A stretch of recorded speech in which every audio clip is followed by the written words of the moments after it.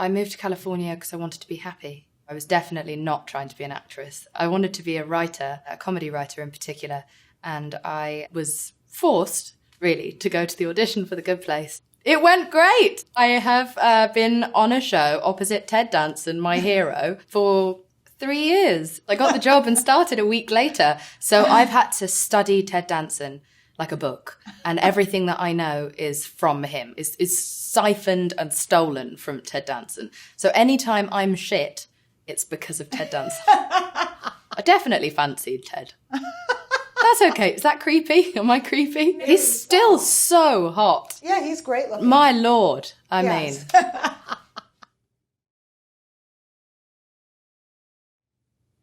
I was on Twitter talking bollocks for years and no one was listening. And then I had to join Instagram really for The Good Place. And I guess I have really taken to it and it's become a fairly massive part of my life. And I use it to scream at people. I think so much of my career has been about fighting erasure, and I'm the first South Asian woman who's done most of the jobs that I've done, and that's something I take great pride in, and that was part of what convinced me to take this incredible job, even though I felt completely inequipped and was so afraid of being globally exposed for being a shit actress. The bravest thing I've done in my life was move to Los Angeles, even though I was told that I shouldn't because I was too old at 28 and too fat. And they said I was too ethnic. I had no contacts and no friends here. I did it anyway. And I think trying is winning and everything else is just cake and orgasms. Once every decade, my body decides to challenge me. When I was 17, I damaged my back very badly in a car accident, and that taught me how to respect my body in a way that I'd never done before. And when I was 28, a doctor found a giant lump in my breast, and I had a week in which I would find out whether or not it was cancer. During that week, I made a bucket list, and the number one thing on that list was move to California, because I'd always dreamed of it. And so when I found out that it wasn't cancer, I had to have an operation, and 6 weeks from the operation date, you were allowed to fly. And so I booked my ticket exactly 6 weeks from that day, and I got on a plane on my own, having no idea what was going to happen here. And I'm not talented at sex, so I couldn't be a porn star. It's just not the thing that's great about me. No, and I also have no upper body strength, so me and a pole are just like, it's not my thing. Me doing reverse cowgirl is the saddest thing you've ever seen.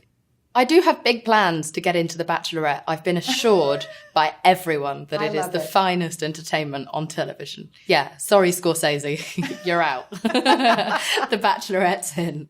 I've never had a birthday party. My family tried to throw one for me when I was 10 and no one came. Because I was just bad at making friends, I was very bullyable and very socially inept. I was definitely not gorgeous as a child, and that's not to say that I think I necessarily am now. I'm half Pakistani and part Indian, and I came from a poor background. I was also mostly deaf until I was about 12 years old, and so, I think those things inhibit your social skills, and you miss a lot. I had an operation when I was 12. A man called Dr. Valentine performed a new operation on my ear in which he sort of replaced my eardrum. I have partial hearing now, but I can hear enough. It can be quite lonely at times not being able to hear, and I go through periods of it still becoming worse and worse as I'm getting older. But it's also made me a very observant person, and I think it's contributed to my emotional intelligence and my ability to perceive other people's needs. And I think it's made me a good friend. Still a bad shag, but a good friend. My first kiss, I was 21. The film The 40-Year-Old Virgin had just come out, and everyone that I knew gave me a copy of that film. So I had 25 copies of The 40-Year-Old Virgin. And a friend of mine finally kissed me on a bench outside a bus stop, and it was the best. And he was such a good kisser. And I've heard so many horror stories about people's first kiss, but I think actually doing it at 21 is the key. I recommend that to all the kids. Hilarity is the journey to my vagina. It is. Who do I have a crush on now? I keep meeting old crushes of mine. I met Jim Carrey at the Golden Globes and almost died. Who do I fancy now? Oh no, am I dead inside? Am I dead below the waist? I do like Seth Rogen, and I feel like he'd be a wonderful lover. But there's just something about him. I guess I probably still fancy Will Smith. I mean, I'm only human. But if I ever meet him, and also, Jada, I respect you, and I have no plans or intentions towards Will, of course, and you are queen, and I'm sorry. I'm going to show you my secret skill.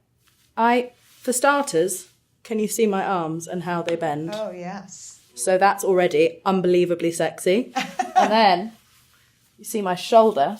It's a perfectly nice, normal shoulder. Uh-huh. But now it's not. It's dislocated. It's in. It's out. It's in. Why did no one kiss me when I was younger? I can kiss my own ass. Let's do that. I don't want to end up on Pornhub.